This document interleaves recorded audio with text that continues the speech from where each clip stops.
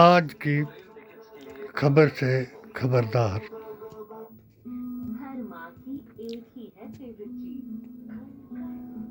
रियासत चंबा के लोरी महाकुंभ का समाचार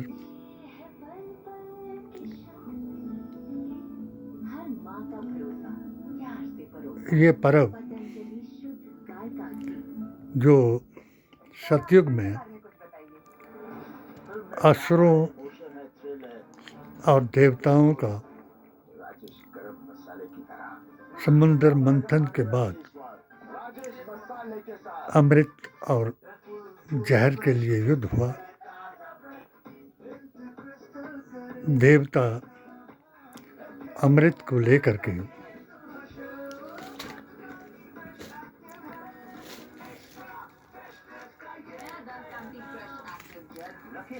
भागे और उसका भारत में 4 जगह उसके छींटे गिरे।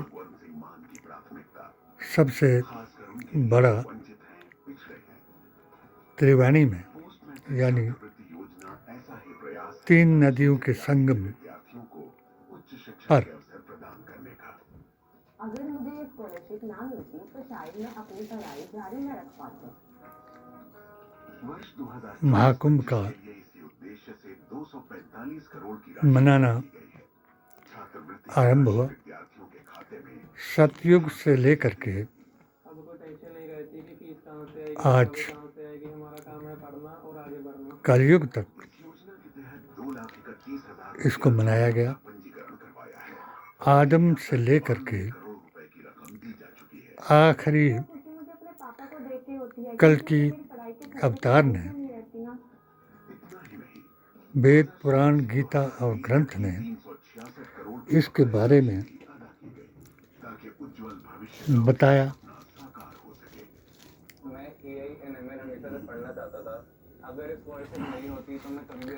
मगर जो आज 13 जनवरी 2025 को देखने में आया तो PDA/AISSJ के कोऑर्डिनेटर ने अपने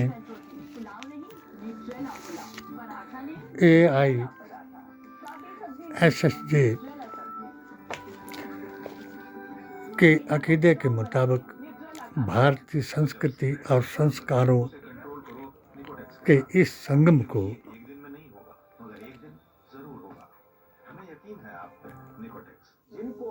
हिंदुत्व में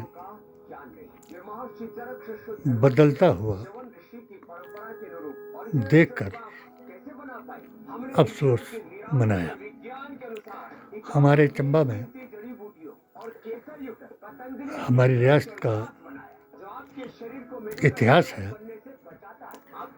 जिस वक़्त औरंगजेब ने अपने बाप को कैद में डाला, उसके भाई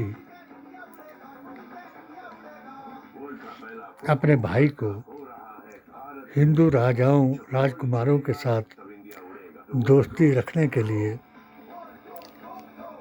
कत्ल कर दिया और उस के इन जनेऊ जला करके बहुत से लोगों को हिंदू बना दिया। और अल्लाह तबारक ताला ने एक फ़कीर के जरिए उसको ये संदेश दिया कि हजूर अकरम सल्लल्लाहु अलैहि वसल्लम जिसके दीन की तू बात कर रहा है वो रहमतुल आलमीन थे। इसलिए वो फ़कीर इमाम की शक्ल में नमाज पढ़ाने के लिए आगे खड़ा हो गया और उसने अल्हम्दुलिल्लाहि रब्बिल आलमीन की जगह पढ़ा अल्हम्दुलिल्लाहि रब्बुल मुस्लिमीन।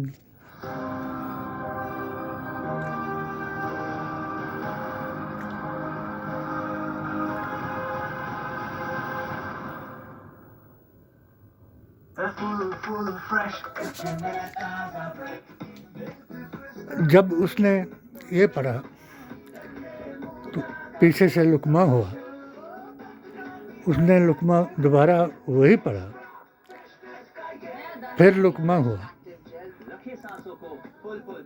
तीसरी बार उसने फिर वही पढ़ा तो उसको पीछे हटा दिया और तलवार से उसका सिर कलम करा दिया। सिर ला इलाहा इल्लल्लाह और बदन मुहम्मद रसूलुल्लाह करते करते मस्जिद से बाहर आया। लोगों ने सिर और धड़ को मिला करके आज जहाँ निज़ामुद्दीन औलिया रहमतुल्लाह का दर्स चलता था, उसी कब्रिस्तान में उसको दफना दिया और वली अल्लाह का असल रूप औरंगजेब को दिखा दिया। फिर आपने अजमेर शरीफ जाकर के भी यही करिश्मा हजरत पीर मुईनुद्दीन चिश्ती रहमतुल्लाह अलैह ने उसको दिखा दिया। सलाम 3 बार करके वो हिंदू राजाओं ने उसको कहा था कि जब तू मंदिरों को गिरा रहा है तो ये भी तो मंदिर है, गिरा दो। तो उसने 2 बार हाथ बढ़ाया, तीसरी बार हाथ बाहर आया तो पीर साहिब ने उसे फरमाया कि औरंगजेब, देरी के लिए मुझे ये नहीं कहना कि मेरा सलाम नहीं सुना। देरी इसलिए हो गई कि मेरे यहाँ एक साइल था जिसकी आँखों की रोशनी चली गई थी। मैं उस रोशनी को लौटाने के लिए अल्लाह ताला के पास अरदास लगा रहा था और जब मेरी अरदास मंजूर हुई तो मुझे देर हो गई कि मैं उसकी रोशनी लाते लाते तेरे सलाम का जवाब नहीं दे सका। उसके जिस तरीके से आज, क्योंकि हालात हाजरा आसार क़यामत मेरी किताब से मुराद और HHAQ के मेरे YouTube चैनल के मुताबिक सत्यमेव जयते का संदेश है। कोई भी धार्मिक किताब का एक लफ्ज़ भी झुठलाया नहीं जा सकता और आदम से लेकर कल की अवतार तक ये कोई हर सबूत को, हर बात को सच्चाया जा सकता है। नूर, अवतार और किताब इसका सबसे बड़ा सबूत है। चंबा रियासत में 2 लड़कियां थीं। एक बदअकीदा मुसलमान ने उनको चैलेंज कर दिया कि मैं तुमको लोहड़ी के दिन उठा करके ले जाऊंगा और तुमको मुसलमान बनाऊंगा और अपने निकाह में लाऊंगा।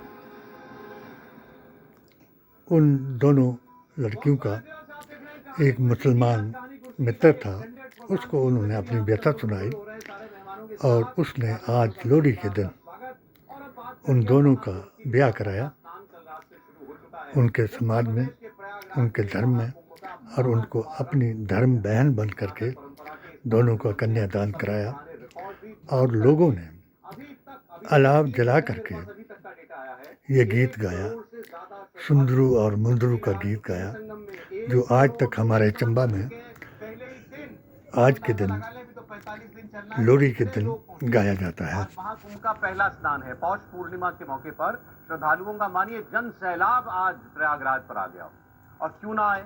144 साल के बाद ये दुर्लभ संयोग बना है। त्रिवेणी तट पर सनातन संस्कृति का महासंगम देखने को इस वक्त मिल रहा है। तस्वीरें आपको मैं दिखा रहा हूँ, जरा दिल आगे फुल स्क्रीन तस्वीरें भी आपको हम दिखाएंगे। ऊपर से आप देखेंगे नीचे जैसे सागर मनुष्यों का ऐसा दिखाई देता है। और ये प्रयागराज का त्रिवेणी है जिसे गंगा, यमुना और सरस्वती का संगम कहा जाता है। आस्था, आध्यात्म और सनातन की दिव्यता का पवित्र संगम। यहाँ कोई दलित नहीं, कोई सवर्ण नहीं, कोई ऐसा भेदभाव नहीं है, कोई डिस्क्रिमिनेशन नहीं है। यहाँ है तो बस सनातनी हिंदू। एकता के इस महासमागम में उमड़ा है श्रद्धालुओं का जन सैलाब। और जैसा मैंने आपको बताया, ये मैंने पहले दिन ही इंडिया टीवी वालों से नहीं बल्कि अब संख्या करोड़ों में जा रही है। बहुत बार 1.5 करोड़ बता रहे हैं हो गया जो सनातनी संगम तट पर सनातनी आप देखिए। और हिंदू का जो ये प्रचार कर रहे हैं कि यहाँ कोई भेदभाव नहीं। मेरे ख्याल में सतयुग से लेकर के आज तक ऐसा भेदभाव कभी नहीं हुआ कि जहाँ इंसानियत और हैवानियत, असुर और देवताओं के त्यौहार को हिंदू मुसलमान में बदल करके मनाया गया। हर हर महादेव की जगह आज यहाँ हर हर मोदी और घर घर मोदी का गायन गाया गया। एक ही भाव है कि हम अगर कुंभ में डुबकी लगा रहे हैं, मुसलमानों को जन्मांतर से हमको मुक्ति मिलेगी। और आज जो है बुधादित्य योग कहा गया है, लव जिहादी, 44 वर्ष बाद आता है।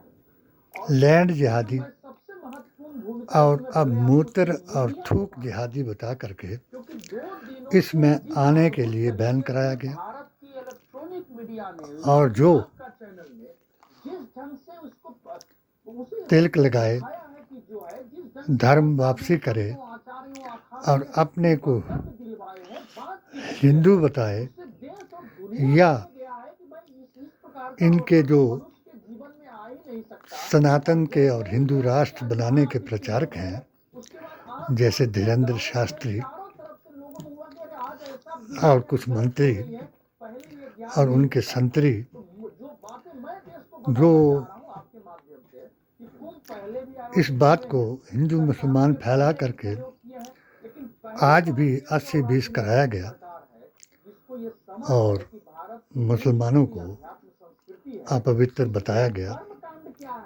जो वैदिक इस्लाम भारत की शान के मुताबिक सर्वथा गलत है। सनातनी का अर्थ उस परवरदिगार की सना को, तनी का अर्थ उस पाक तन के दे करके, कष्ट दे करके, साफ करके उसकी सना को गाने वाले को सनातनी कहते हैं। जो सर्वशक्तिमान एका देवो भवे को मानकर अपने बदन को, अपने संकल्प को दोहराते हैं। इसमें सनातनी वो हैं जो नागा हैं,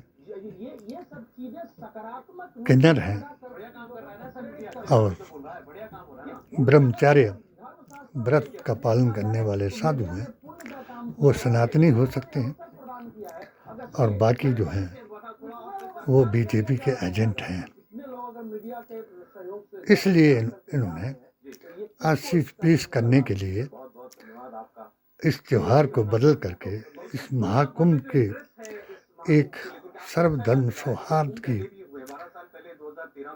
उसको बदल दिया गया और इसको राजनीतिक रंग दिया गया, जिसका प्रचार और प्रसार मोदी मीडिया, गोदी मीडिया और भोगी मीडिया एक पक्ष में कर रहा। आज के दिन की 3 विशेषताएं। नेशनल लेवल पर क्या क्रेज है महाकुंभ का।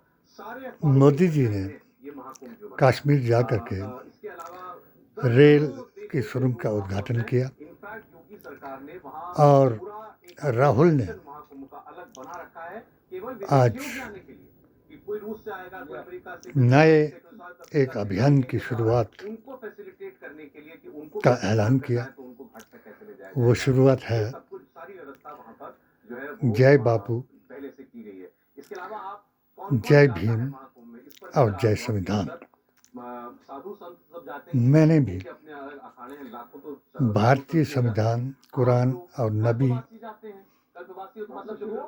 के फरमान को मानने वाले भारतीय राष्ट्रभक्त मुसलमानों को ऐलान किया कि ये सब तैयारियां दिल्ली के चुनाव के लिए हो रही हैं, तो आप अपने अकीदे को दुरुस्त करें, मेरे बताए हुए फार्मूले पर चलें, जो मैंने 14/4/2024 को मंडी में डॉक्टर अंबेडकर भवन से संविधान बचाने की आपको कसम खिलाई थी। पीडीए और एआईएसएसजे को डॉक्टर अंबेडकर के बारे में अपने अधिकारों को, क्योंकि डॉक्टर अंबेडकर ना होते तो मुसलमान आज मेरी तरह मोदी जी के, अमित शाह जी के और योगी जी के से सवाल न पूछता, उसको अधिकार नहीं था। इसी तरीके से अगर पीडीए वाले डॉक्टर अंबेडकर पर यकीन नहीं करेंगे तो वो भी अपनी मूंछ को खड़ा करके बता नहीं सकते। इसलिए इस अभियान में जुट जाएं, सभी अपने लोगों को बताएं कि संविधान बचाएं। हमारा ये प्रोग्राम नहीं, और मुसलमानों को तो खास तौर 40/40 ये हो जाएंगे। 40% गौरसेवादी, 40% गांधीवादी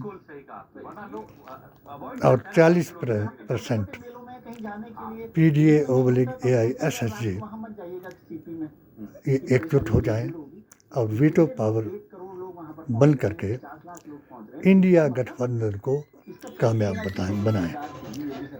क्योंकि लोग ये सोचें कि हाँ यहाँ पहुँचेंगे तो कोई परेशानी नहीं होगी। इसका भी मतलब उन्होंने जो बड़ा काम किया, इतनी बड़ी जिस तरह से काम हुआ है, वो भी एक व्यवस्था, क्योंकि लोग तो आते हैं, लेकिन बहुत सारे लोग जो होते हैं जो आध्यात्म और धर्म अंतर बताया जा रहा है वो है, तो फिर तो ये ने उस वक्त भी संकल्प लिया था तो हम किसी पार्टी की नहीं, हम उस पार्टी का समर्थन करेंगे जो हमारे अधिकारों की और संविधान की रक्षा करेंगे। इसलिए पार्टियों को आपस में समझौता करना इनका काम है, और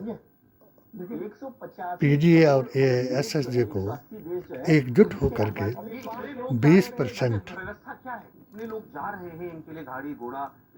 40/40 यानी 40 जमा 20 हो जाएंगे तो 60 बन करके उनको हराएंगे, जो हमारे अधिकारों को का हनन कराएंगे। आज जो डर गया वो मर गया, और जो नहीं डरा वो कहता रहा। जितनी भी बातें कोई भी पार्टी स्वार्थ के लिए बट जाएगी वो कट जाएगी। क्यों कि आज महाकुंभ में जो संदेश 80-20 कराने का सनातनी बन करके बीजेपी ने दिया, अगर ये संदेश सब लोगों ने मान लिया तो बाकी पार्टियां बढ़ जाएंगी, कट जाएंगी, और ये इनका संदेश जो मोदी जी ने दिया था कि कुंभ में डुबकी लगाएं और वापस आएं, सबको ये संदेश दें कि हम एक हो गए। एक हो गए तो सेफ हो गए। अगर ये एक हो जाएंगे तो सेफ हो जाएंगे। और मेरी बात याद रखना, उस वक्त भी मैंने कांग्रेस को बताया था, मगर इनको भी वही एक नफरत का पैगाम हिंदुत्व का दिल में आया था। हमारी बात को इन्होंने ठुकराया था, इसलिए 4 सीटें हिमाचल में हारी। अब भी अगर दिल्ली में पीडीए और एआईएसएसजे को जो पार्टी बुलाएगी वो खाता खाएगी।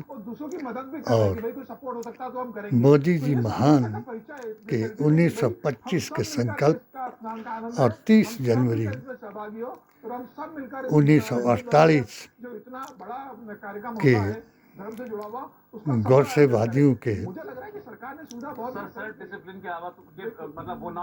संकल्प को पूरा करके दिखाएंगे और भारत को हिंदू राष्ट्र बनाएंगे। जो मुसलमान ईमान रखते हैं कुरान पर, भारतीय संविधान पर और नबी की जुबान पर यकीन रखते हैं, वो जरूर ये सवाल डॉक्टर शेख का कोई भी सरकार सत्ता में आए उससे जरूर पूछाएंगे कि अगर हमें बताओ, हम भी डबल ऑप्शन मुसलमान हैं, हम कहाँ जाएंगे। हमारे इस सवाल का, मेरी पिटीशन का जवाब हमने सबसे मांगा, मगर किसी ने एक्शन टेकन रिपोर्ट आज तक नहीं दी। और इसी को अमित शाह जी के ज्ञापन के मुताबिक हम फिर दोहराएंगे। इंशाल्लाह उनको बताएंगे कि मुसलमान गद्दार नहीं, वफादार है। और आदम से लेकर के कल की अवतार तक उसके पास सनातनी और सुन्नी होने के प्रमाण हैं। अल्लाह तबारक तआला सबको नेक हिदायत करे। और महात्मा गांधी की उस बात को याद कराएं जिसने आज़ादी लाई। ईश्वर अल्लाह तेरो नाम, सबको सन्मति दे भगवान। आमीन सुमा आमीन। जय हिंद, जय भारत, जय भीम, जय बापू, जय भीम, जय संविधान।